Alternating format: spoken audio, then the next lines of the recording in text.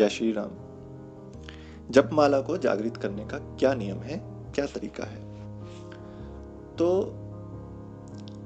जपमाला जो है, हमने बहुत सारे ऐसे साधक देखे हैं जो माला खरीद लेते हैं बहुत उत्साह के साथ, बहुत खुशी भी होती है। और आपको पता चलेगा, जब हो सकता है आप में से बहुत से लोगों के पास जो माला है, जब आपने वो खरीदा होगा तो एक अलग से उत्साह आपके अंदर आया होगा, है ना। और बहुत से आप में से ऐसे होंगे जो खरीदने वाले हैं उस उत्साह के साथ। तो जब आप खरीदोगे आपको वो उत्साह पता चलेगा, ऐसा लगता है जैसे पता नहीं हमारे हाथ में प्रभु ही आ गए। तो वो जो भावना होती है उस माला को खरीदते समय भी, वो अलग होती है, वो बयान नहीं की जा सकती। तो जब वो साधक खरीदते हैं, कुछ साधक की मैं बात कर रहा हूँ, तो वो बस ऐसे ही उसको जपना शुरू कर देते हैं, वो इतने खुश हो जाते हैं। हालांकि भाव का कोई मोल नहीं है, भाव पर कोई किसी भी तरह का प्रश्न नहीं उठा सकता। लेकिन शास्त्रों में वर्णित कुछ ऐसी चीजें हैं जो जपमाला के लिए भी बताई गई हैं कि इसको पहले जागृत किया जाता है, उसके बाद ही जप किया जाता है इस पर। गुरु भी अपने शिष्य को पहले माला को जागृत करना सिखाते थे और उसके बाद ही उन्हें जप करने के लिए बताया करते थे। एक और चीज है जो बताना चाहते हैं इसके जागृत करने के नियम से पहले, कि एक बार एक वृंदावन में हम गए थे। तो प्रेम मंदिर का ना कुछ एक समय होता है, कुछ 7 बजे के आसपास वहाँ म्यूजिकल फाउंटेन चलता है, दिखने में बहुत भव्य होता है। तो वो हम देख के आ रहे थे शाम को, तो हमें किसी के पास जाना था।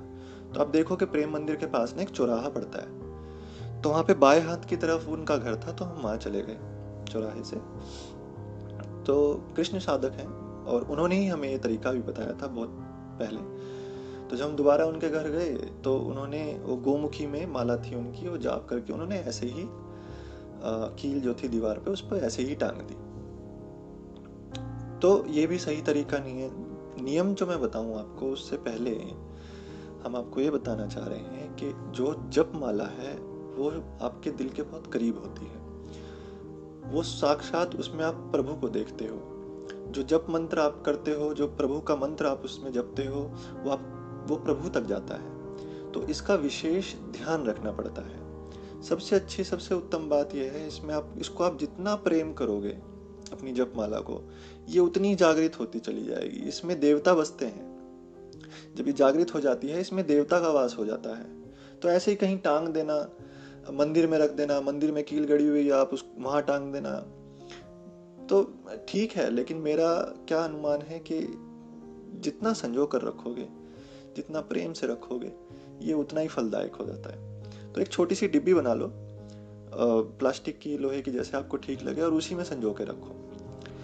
तो इसको जागृत क्या करना है, कैसे करना है आपको, कि जब आप वो डिब्बी खोलोगे तो सबसे पहले तो इसमें आपको एक दूध में गंगा जल थोड़ा सा मिला के आप उस माला को उसमें ऊपर से डाल दो। आप चाहो तो वैसे भिगोना चाहो तो वैसे भिगो दो, ठीक है। तो यानी कि नहला देना है आपको, दूध में गंगा जल डाल के माला को उसमें नहला दो। फिर आपको एक थोड़ा सा कुमकुम लेके माला के ऊपर, ये जो आपकी रिंग फिंगर होती है ना, अनामिका उंगली बोलते हैं इसको, तो रिंग फिंगर, अनामिका उंगली से इसको कुमकुम और अंगूठे की मदद से कुमकुम लगाना है। ऐसे नहीं कि आपने तर्जनी उंगली या मध्य वाली उंगली से आपने कर दिया।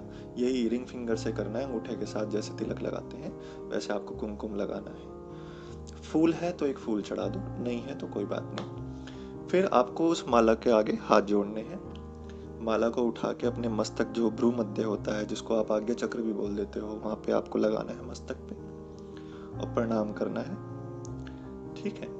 तो ये आपका एक बहुत ही सरल तरीका है माला के अंदर जान डालने का, माला को जागृत करने का, उनसे एक अनुग्रह करने का, एक निवेदन करने का। हालांकि शास्त्रों में और भी 2-3 नियम है, और गुरु भी बहुत और जो 2-3 नियम है वो बताते हैं शिष्य को, लेकिन मौखिक रूप से जो है वो पॉसिबल नहीं हो पाएगा, क्योंकि वो तो दिखाना पड़ेगा। तो इसलिए मौखिक रूप से जो सरल तरीका बता रहे हैं वो यही है।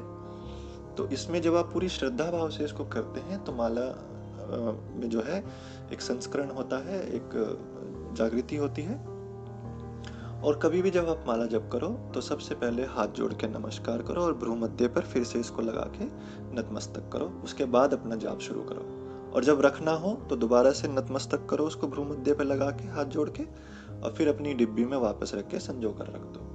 ये माला का नियम है। ऐसे ही नहीं आपने कहीं से उठाया, कहीं से लगा दिया या कहीं पे भी रख दिया।